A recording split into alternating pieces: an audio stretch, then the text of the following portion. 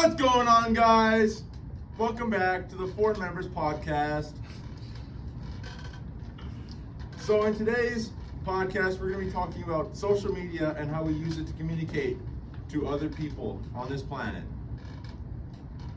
Okay, so the first topic I researched for today's podcast is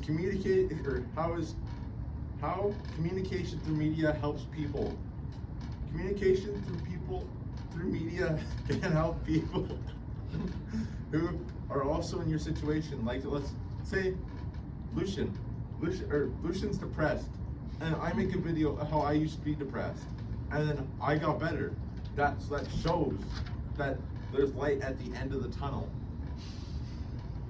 Like, most people, or not most people, but lots of people would use it to cope. Like, I cope when I have a bad day. I go and watch C-Boys TV on YouTube. Do you guys have any examples of communications through media? I think, yeah, when I try to cope, I just watch YouTube, like, those dumb, like, funniest kid test answers videos, you know? Yeah. That's my coping solution. Yeah. Communications through media really helps people when they're feeling down, because sometimes you just gotta watch that little funny video. Do you guys have any examples? Yeah, I think we can kind of all relate where a lot of people cope with social media, like TikTok and YouTube and all of those things. I think it's really common. I mean, I think almost everyone does it. Yeah. You? I think I usually go on social media just to social media to just like have fun, see some funny videos, and just kind of wind down, but also try bring some laughter to my day. Yep. Okay, second out of the 3 parts that I researched today, or for today. So, like, examples in our local community would be the Arcola website that shows like what's going on in the town. They have a business tab to see all the local businesses in Arcola.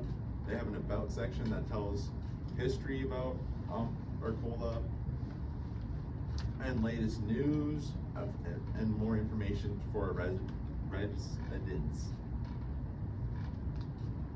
And then they have a Facebook page that also lets us know what activities are going on in Arcola. And even our school has websites that reach out to people through media. They have SECPSD/Arcola, and that website is to show about what's happening in our school, what's gonna happen, and other information about the school. You guys have anything you guys want to add? But yeah, definitely. I mean, like, the whole Facebook page and everything, I mean, that's really helpful. Like, it really like lets people know in the community what's going on. Like, there's that whole craft show thing that went on, and there's the yearly rodeo that goes on, the snowmobile rally, all that stuff that happens. So Local hockey games. Yeah, hockey games, Good. all that stuff.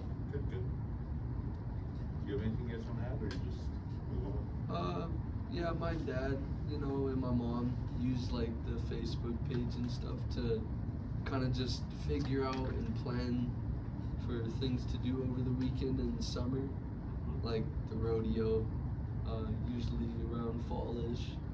When that happens, we usually go, but yeah, just a good way to figure out what's going on and find things to do other than stay at home or work. Yep. Yeah, my family doesn't really do that much. They just kind of sit in the yard and watch a bunch of fireworks and yeah. And like even Kenosha, like not too local, but they have like their bounce castle thing on the water. Oh yeah, that thing. I think Tyson Browder got heard of that. Yeah, he did, didn't he? Yeah, he's super intelligent. And the next section that I have researched for today is how or what can people learn about using social media to communicate through people? And like, most people can learn how to be like more influential about The world and like What's going on? yeah, what's going on, how we could communicate to help others, and how to make the world a better place. For sure. You guys have anything you guys want to say about communicating through media? I mean, sometimes the media can also be kind of abused too, because sometimes people will like lie through the media, I guess. Yeah, about- fake news. Yeah, fake news.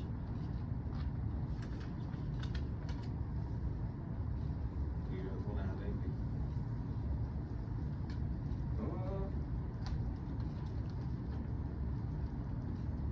I don't know, I mean, like, the whole communication through media thing, it's, like, good, but it's also bad. Like, online, like, it can be good, but it, like, can't, because there's, like, people, like you were saying, fake news, and people saying stuff that aren't true, and, like, rude comments and everything that's going on, but it can be good, too, and help, like, all that positivity that can come from it, like, positive comments, or people liking your stuff, or that type of stuff, I guess. Yeah, there's lots of hate online too. Yeah. Yeah. Brings down a lot of people, but we just gotta try to make the world a better place, guys. That guy's. Yep. You have anything you want to add?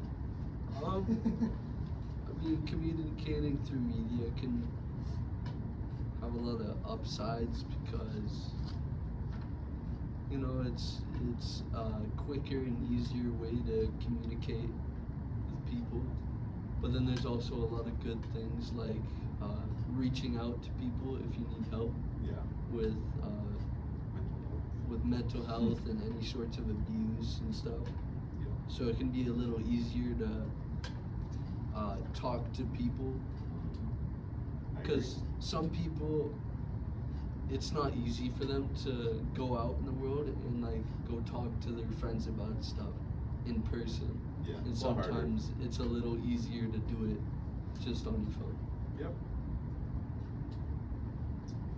I like how social media came through and helped us build communities through each other. Like, I could communicate with friends from Carlisle, Regina, Estevan, anywhere I'd want. We could communicate through the world to see how other people are doing at any moment, any time.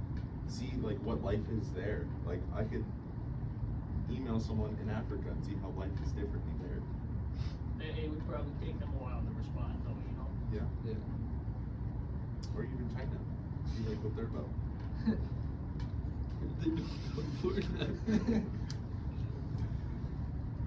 Okay, and that's the first section of our podcast. We'll get back to you after the break.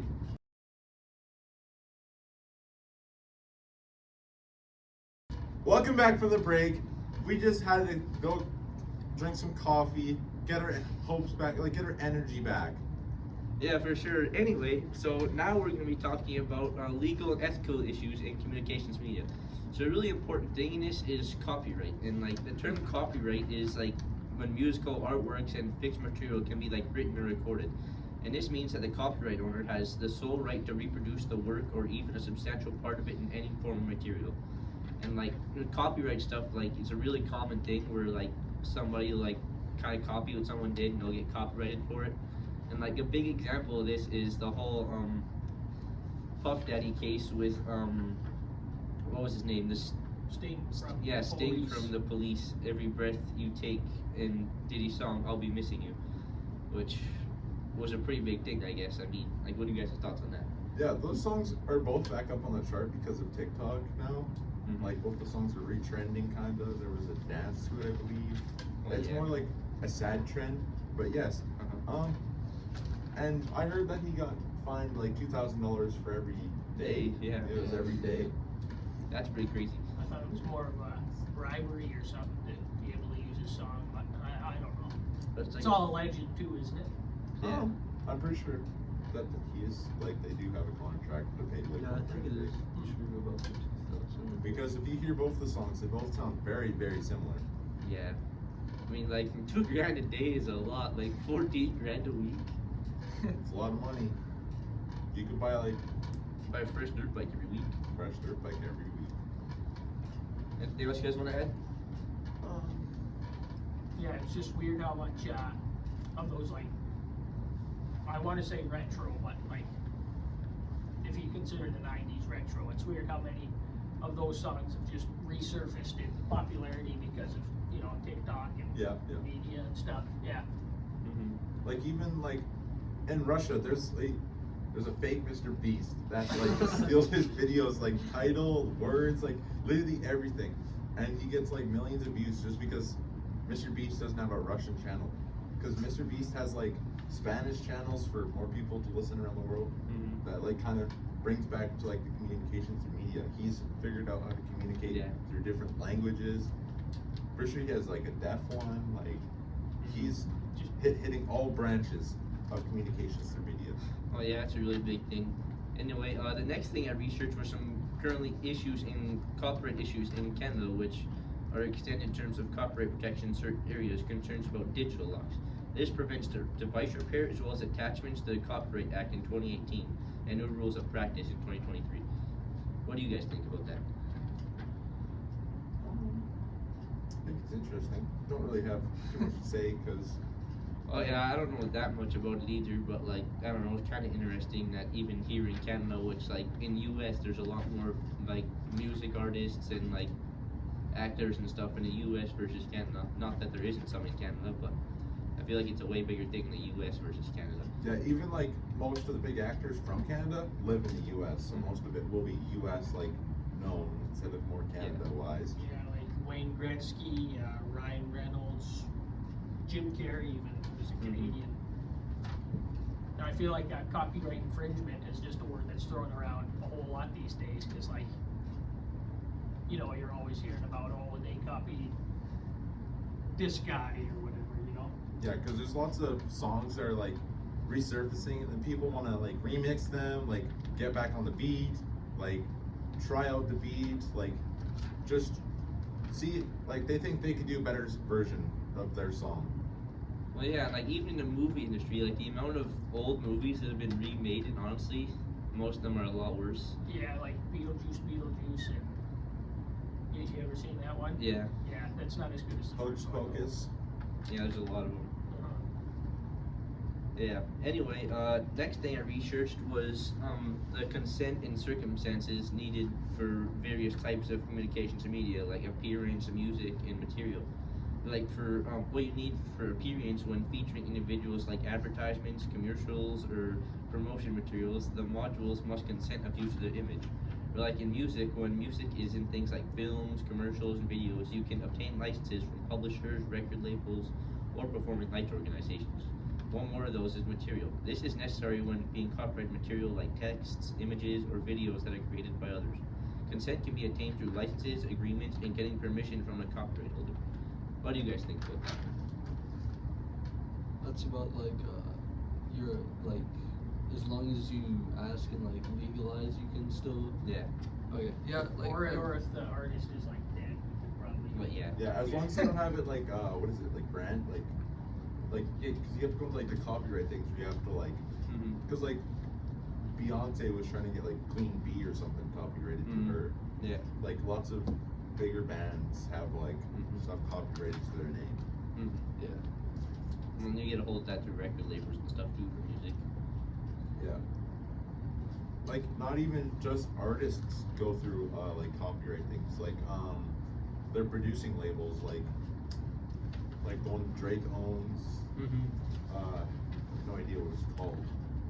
But like all the people that produce off of that, it's not like it might not be their fault because maybe it's the producer label that tries to copyright infringe. Yeah.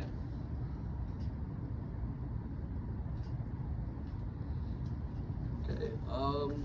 For mine, I found some rating systems for various things like movies and shows, which some age ratings You know, everybody knows, well, should know what an age rating is. You know, you have your G for everyone, PG for people like 6 or older. Then you have PG-13, so that's people at the age of 13 should have like their mom or their dad watching the movie with them, just in case something happens. Their parent can show them like what that means. Mommy, I'm scared. Oh, yeah. That is it, isn't it? Yeah, and I feel like rating systems for like shows and movies, like it can, like, oh, he's not done. You can finish what you were saying. Yeah. Anyway, throughout the whole like ratings thing, like that can be a really good thing, cause like different movie producers and stuff, they like see a movie do well, they'll like make a sequel or something, or like they'll tell if a movie do bad, like okay, don't want to do that again, Yeah. like that whole type of thing. Yeah, like it's just like they're basically helping each other out because like if I do really bad a movie and it's like we do the wrong rating or something, like people say, oh, my kids shouldn't be watching this, then Mhm. I make something that's similar and then change the rating so little kids aren't watching it and aren't traumatizing their children. Yeah, for sure. Yeah, then there's 2 more ratings. There's rated R, which most people know, which is for some adults that may find the images of the movie or the shows disturbing. So that can include like any gore, blood, and stuff. Deadpool, Terrifier. Yeah, movies like that. And then Borat. the last one is NC-17, which is no children under the age of 17 can watch the show or the movie because of what images and content can be. Graphic nudity.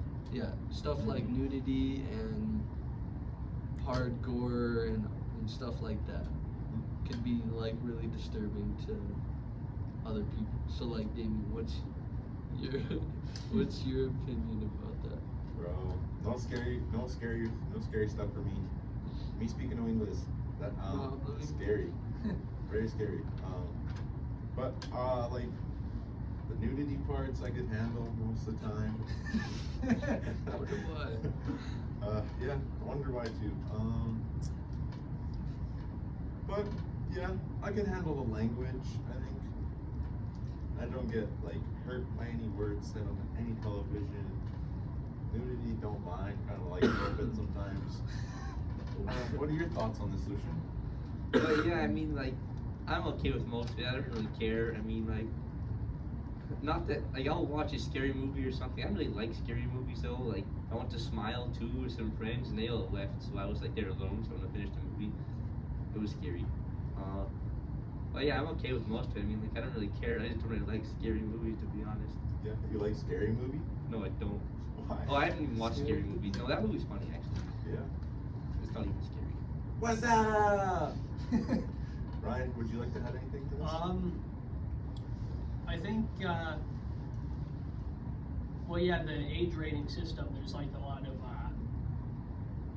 I feel like it kind of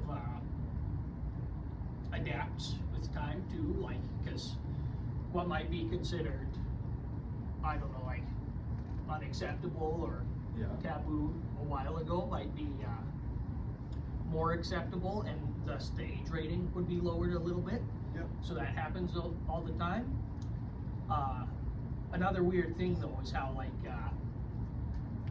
they'll kind of keep giving whatever content, whether it's like a video game or a movie or whatever, they'll give it like a high age rating. You gotta be 17 years old or whatever, and Yeah. Like Grand Theft Auto. yeah. Mm-hmm. And the weird thing is like though, in like the education system, they'll in like history classes and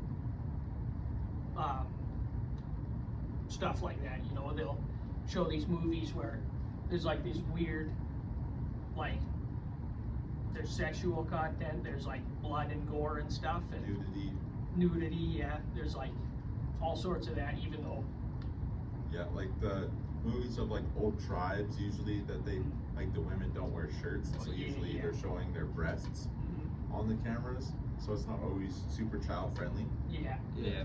Even though it's in a school. Yeah. And it's rated above what's usually shown to in the school, which is Yeah. Yeah. Yeah. Yeah, and another thing is like with the age rating, it's a good way for kids that, you know, like when I was younger, I would be on Netflix trying to find a movie or a show to watch, and I would be looking at the age rating as like a way to find movies For you. more my age. Yeah. So I'm not watching people get shot and killed. I'm watching someone like have fun with their dog. Yeah. Like even there's age ratings for songs and stuff. Like there's like on most adults like music, they have like a rating that says like Parental advisory.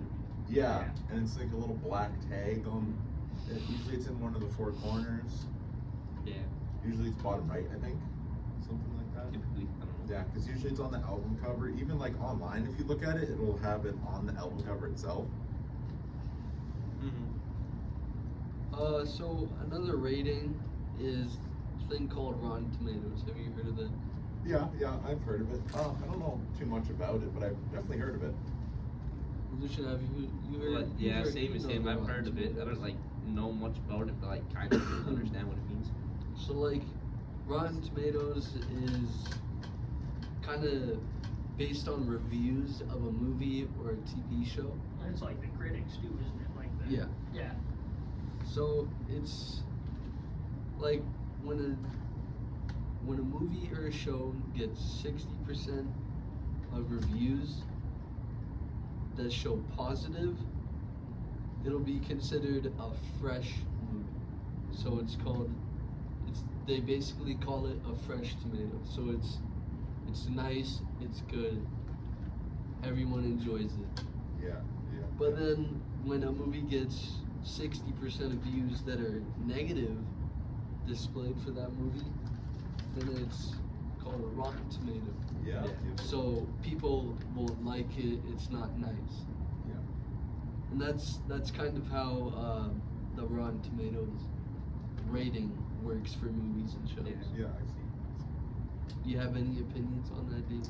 So it's like when Ryan Reynolds did the Green Lantern, that would have been on the more rotten side. That movie wasn't that good to be honest. That was a horrible movie. it's pretty brutal. But like his Deadpool, that would definitely be on the more fresh side. Yeah. It'd be up there.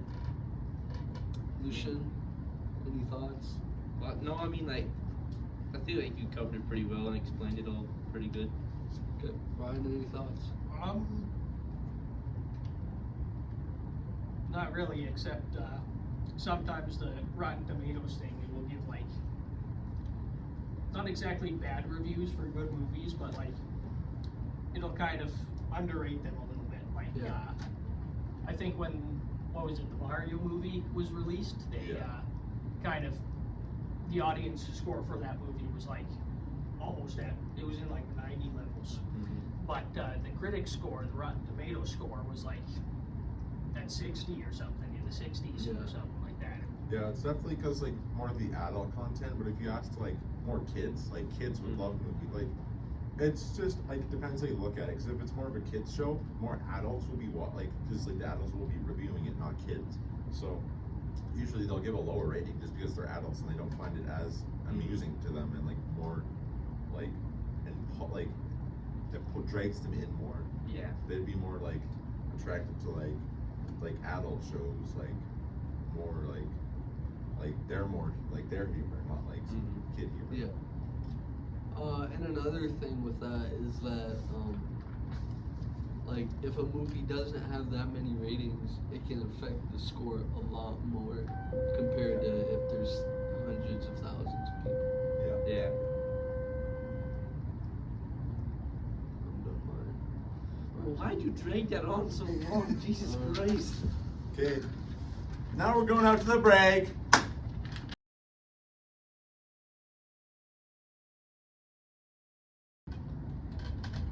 Welcome back, guys, to the Four Members Podcast. We're just returning back from the break. Oh yeah, it's me, isn't it? Okay. Yeah. Now we're going to talk about some successful examples of marketing in the media. So how it works basically is there's like there's this brand usually, and it sends a message, usually in the form of a logo. And usually when they design a logo, it's meant for the consumer to kind of decode, and it will send them a message basically, and then that consumer will send it with other consumers. There's a few rules to making a good successful logo too. There's like keeping it simple, using like a limited number of colors, usually 3 or something, and also like letters. Usually they're not recommended for a logo, but that's not, you know, you can put letters in a logo just to send the name. Yeah, the first example of a successful logo is like the Snapchat logo, because it has like very simple color scheme, Yeah. yellow, black, white, and it's just got a simple little outline of a ghost. Another one, well anyway, the Snapchat logo, it's easy to remember because it's so simple, you know, that's kind of the whole point of it. Another famous logo is the Coca-Cola logo, which not quite as simple, but Coca-Cola right here. yeah, you can see that it's got a very simple color scheme, even though the logo isn't really that simple. But the reason Coca-Cola's succeeded so much is because they spend more money on just marketing and trying to get people to actually see the logo than actually making the product, which kind of, not sure if it's unusual, but yeah. Do you guys have any other examples of logos like that?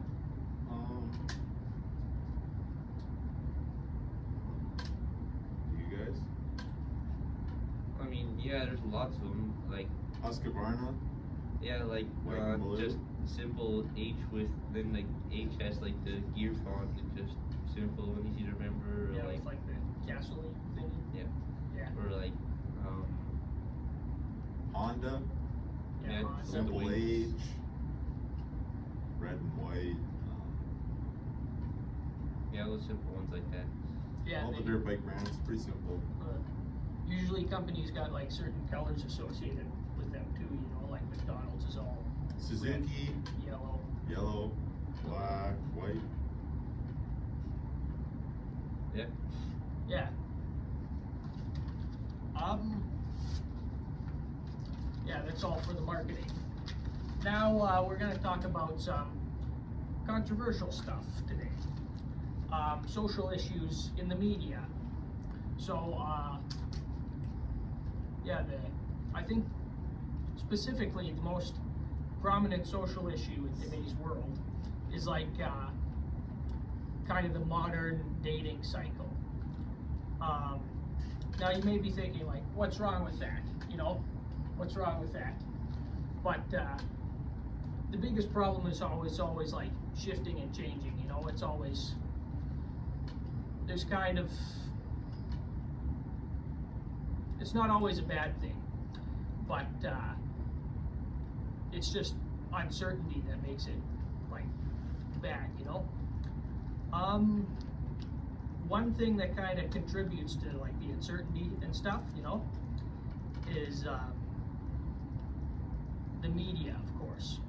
Usually there's certain movies that kind of perpetuate this worldview, I guess, where it usually affects, you know, like I think like young women of this generation mostly, they'll watch like you know, those movies from 2000s or something like that, and they'll be like off at like crazy college parties, and there'll be like stuff like, what is it?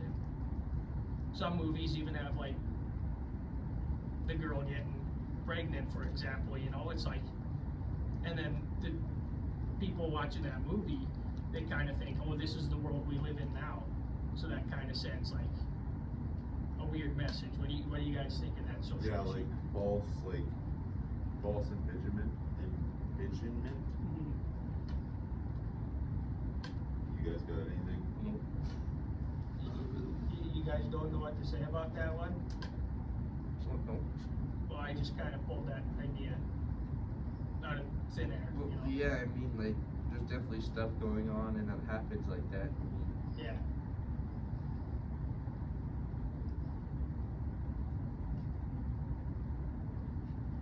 No comments? No. All right then. I think we're done. That's it. Yeah, that's it for my portion. Okay, guys. Thank you for watching the podcast. We'll see you next time.